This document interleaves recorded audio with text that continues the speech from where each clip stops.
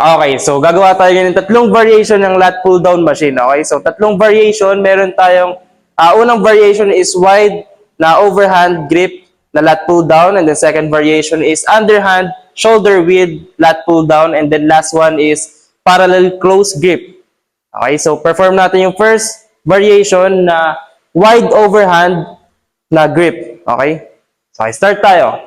Okay, so approach mo yung machine, kunin mo yung bar, and then down. Kailangan, yung placement na kaya mo is wide. Okay? So, from shoulder width, kailangan mong lumabas until ma-achieve mo yung wide position ng kamay.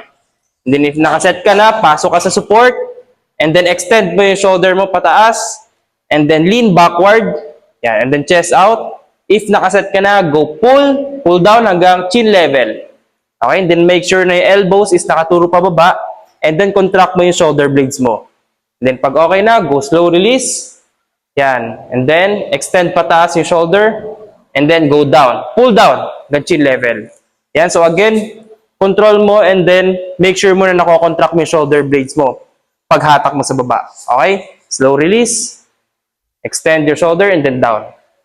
Okay. So, second variation tayo ng lat pull down. So, ang gagawin natin is underhand the shoulder width.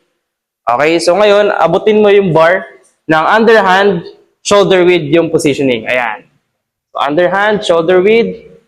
Pag okay na, go down, upo ka, and then pasok ka sa support. Okay. So, naka-shoulder width ka, and then extend mo yung shoulder mo pataas, and then lean backward, chest out, and then pag okay na, go pull hanggang upper chest.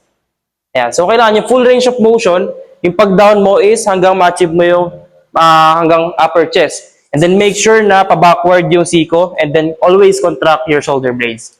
Then okay na, go slow up, and then boom, down. Ayan.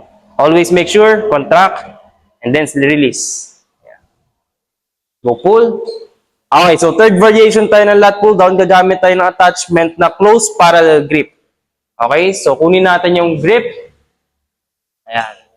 And then go upo, pasok sa support. And then again, extend your shoulder pataas, lean backward, and chest out. Pag okay na, go pull hanggang upper chest. Yan, same lang. Always make sure elbow is patras, pababa, and nasa gilid lang ng katawan mo. Huwag mo siyang ilalabas, okay? And then go, slow up, control, extend, and then drop. Yan. Okay, 2, slow release.